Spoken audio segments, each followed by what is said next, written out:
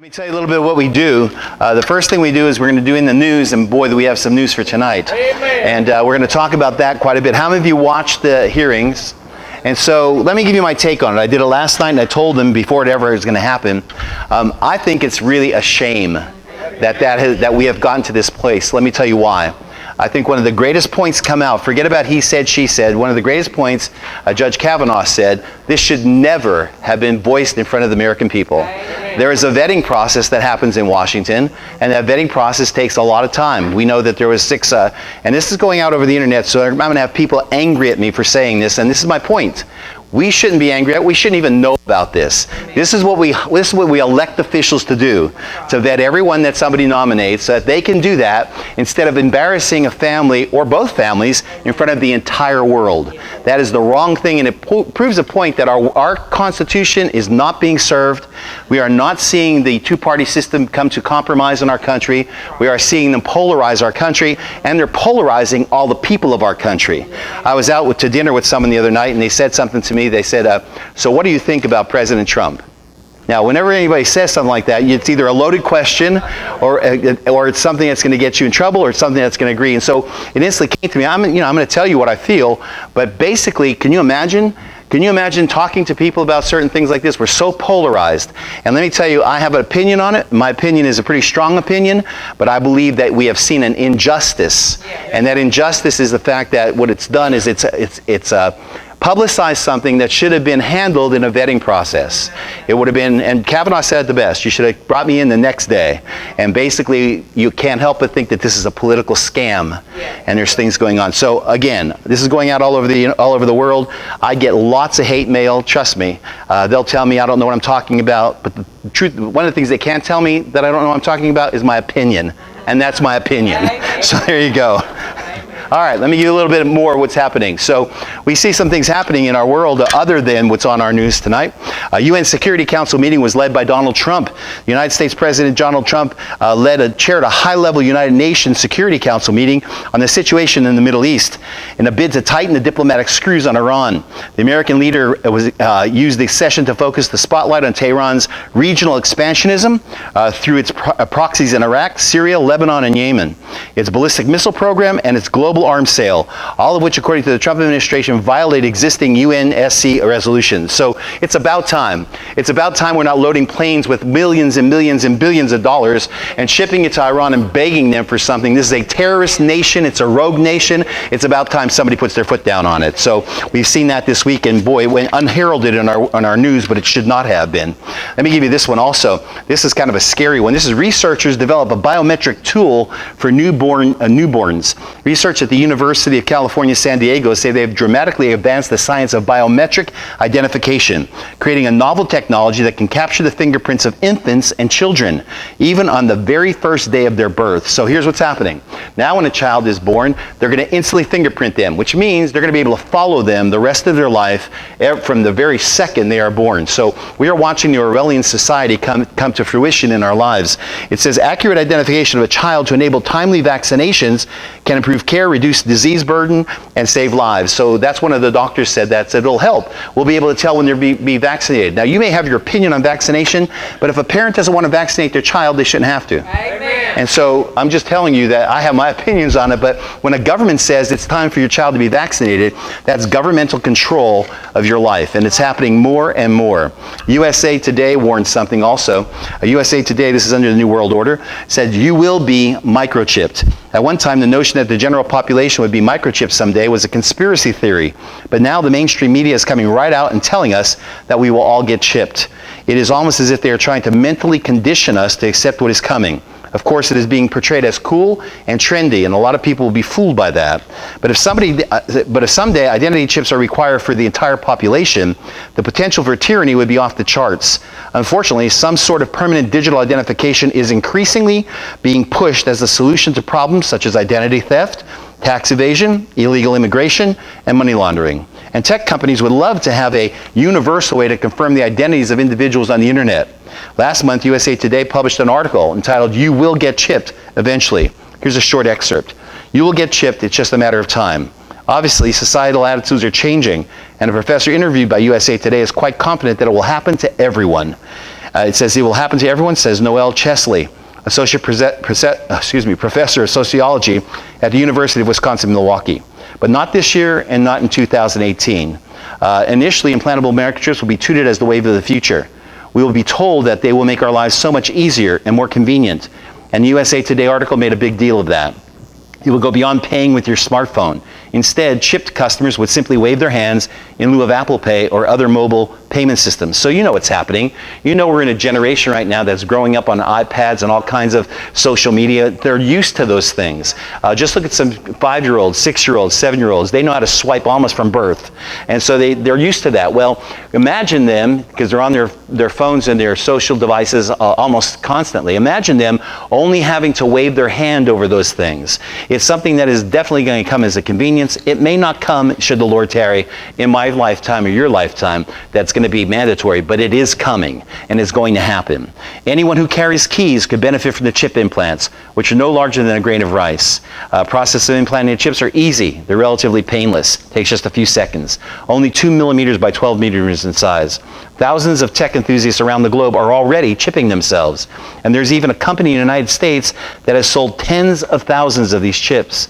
In Sweden, Biohacks says nearly 3,000 customers have had its chip embedded to do many things, including ride their national rail system without having to show a conductor a ticket. In the U.S., Dangerous Things, that's the name of a company, a Seattle-based firm, says it sold tens of thousands of chips to consumers via its website. The chip installation costs about $200. We're going to start to see chip implants get the same realm of acceptance as piercings and tattoos do now. So our culture is rapidly being transformed, and the world of tomorrow is going to be a very strange place indeed. Let me tell you who I really feel bad for, should the Lord tarry. My grandchildren. Because it's getting very, very difficult to stay outside the limelight. It's getting very, very difficult that the government cannot track you, and that's a scary thing when it happens. Let me give you a little bit more about what's happening in Israel. This is Jared Kushner, Trump's son-in-law. The team, Trump's peace team, is in pre-launch phase, completing economic package. So they're trying to do a phase, and they're trying to do a peace plan. Trump came on TV yesterday, did an hour and 20 or 30-minute interview, or answering questions, and he said he's okay with a two-state solution. By the way, that's never going to work. And he's okay with a one-state solution as long as everyone's happy. Well, here's what's going to happen. He's pushing them and he's pressuring them, and at first I would think that it's the same old, but he has an ace in the hole, and I'm going to tell you what it is in a moment. U.S. President Donald Trump's top diplomats are setting up the stage for the launch of his peace plan. With or without participation from the Palestinian Authority, senior administration officials told the Jerusalem Post this week. The Middle East peace team, led by Jared Kushner and Jason Greenblatt, his special representative for international negotiations, is still completing the economic portion of its plan, now 19 months in the making. It's also engaging in interested parties outside of government for buy-in and settling in new staff that will manage the public rollout. It says, but the peace team is acknowledging that it could ultimately present the president with a recommendation to proceed without the Palestinian cooperation. Let me tell you why. Trump is pretty savvy, whether you know it or not, and I think we do know it. He's a businessman. He's not a bureaucrat. And there's one thing that nations listen to. It's called money. That's right. So money makes the world go round, makes everything go round. So what he's done successfully this last month is he closed the PLO offices in Washington. That's the Palestinian Liberation Organization. He stopped funding UNRWA, which is a Palestinian Refugees Association of the UN. He's taking all the funds away from Palestine. Now let me tell you what else is happening that we don't hear in the news. We are the big boy on the block, and so a lot of countries get their monies from us. We give an awful lot. We're the ATM of the world. We give a lot of benefits out there. So as soon as we pull back in a certain situation or a certain country, the other countries that get money for us also pull back. It's the green light for them to do that. So what's going to happen to the Palestinians and the peace plan is this. They're going to have to negotiate. Let me tell you why. I've been to Israel a lot of times. There's Zone A, Zone B, and Zone C. Those of us that went into Zone C, Zone B, which is run by the Palestinians, it's abject poverty. All the money that goes in there's a lot that goes to the government. Now the money will not go to the government, so they'll stop being able to police themselves. So what you're going to have is you're going to have a stranglehold happening in Palestine, and the people of Palestine are already rebelling.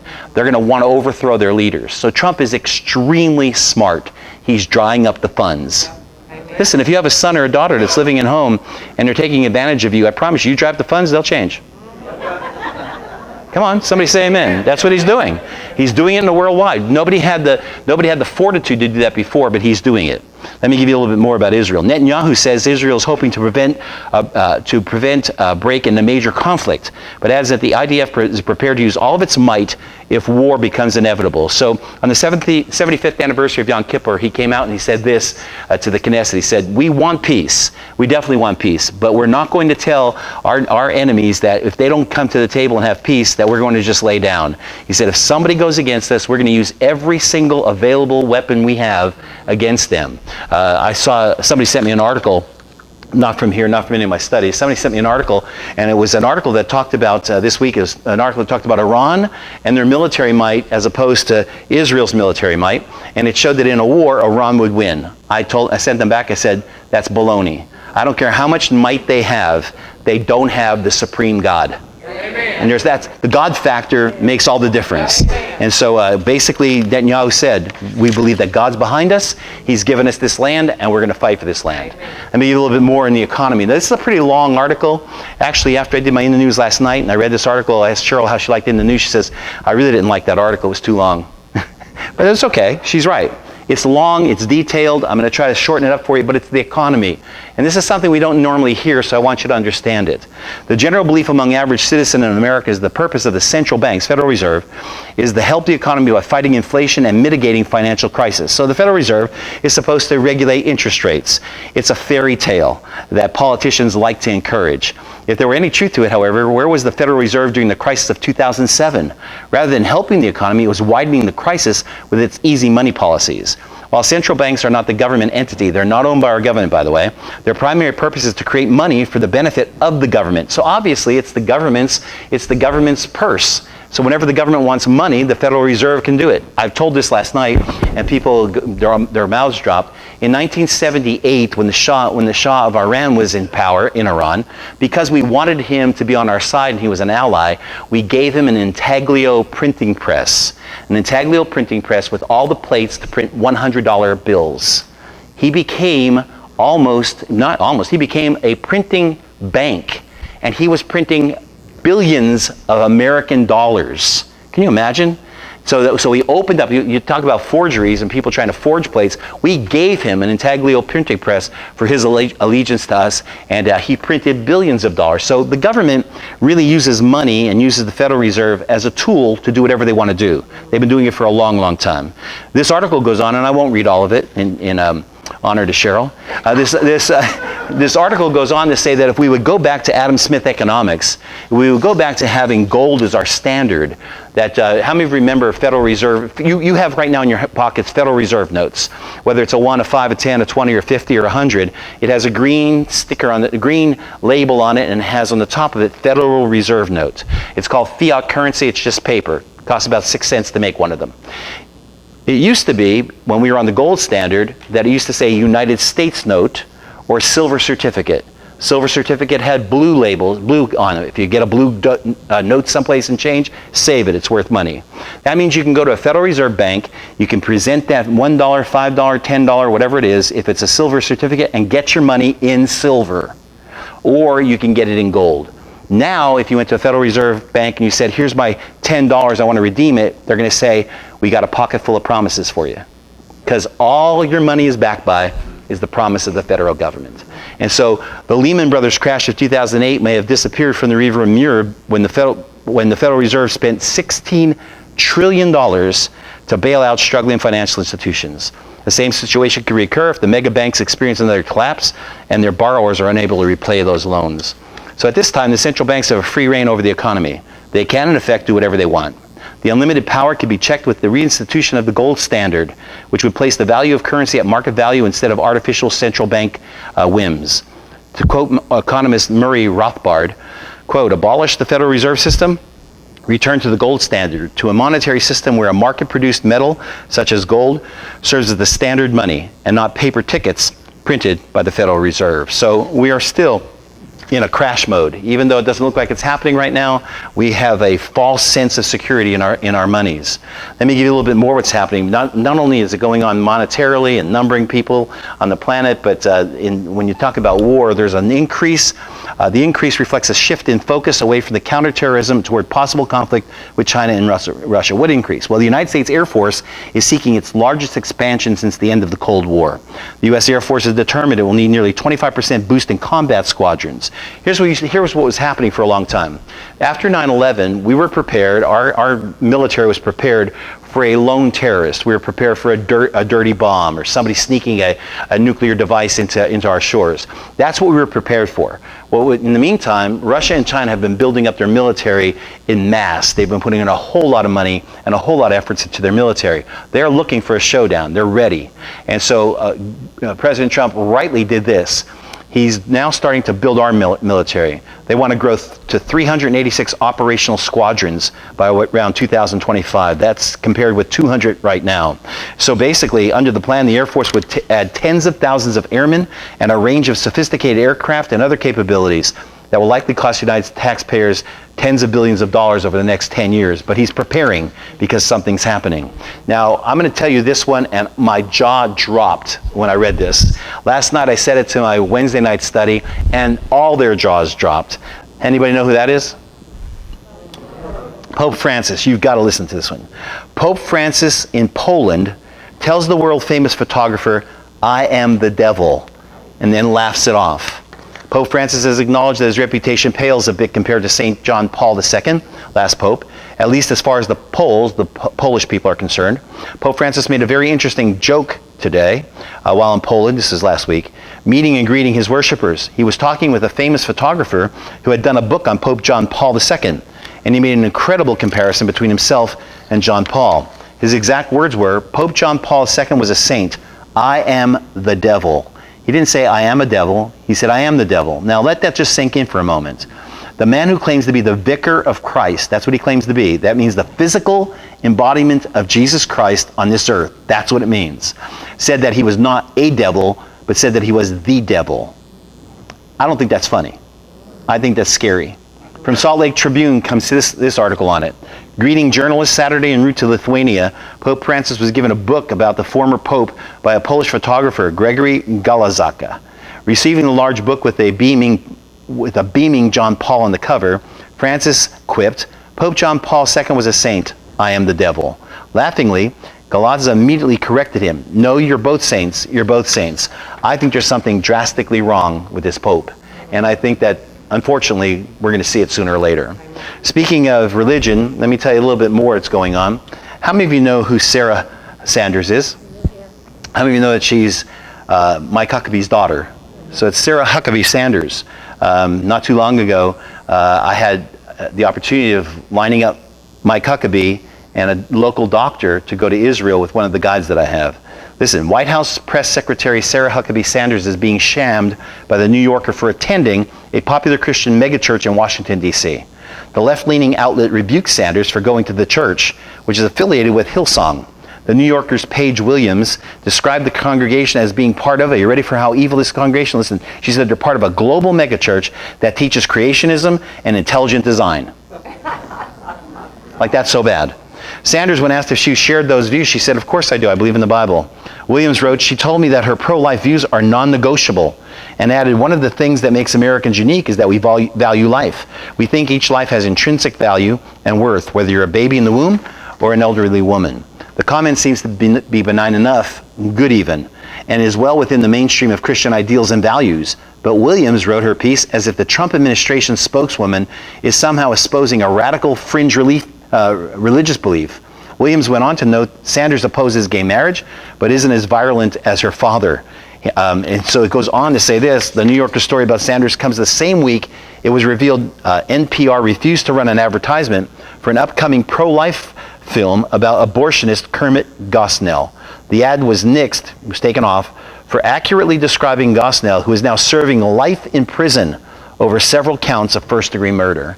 So we're watching America really kind of go down on Christians and kind of push them onto the fringe and pulling up all their own liberal ideas. Let me tell you a little bit more about it. So I've been talking about Revelation for years. Matter of fact, the pastor just called me up this past week, wants me to come down, give a prophecy update down in the center of Alabama. So I've been talking about prophecy, and every time somebody asks me about America, they say, well, we never hear about America in Revelation or in the tribulation. Where's America?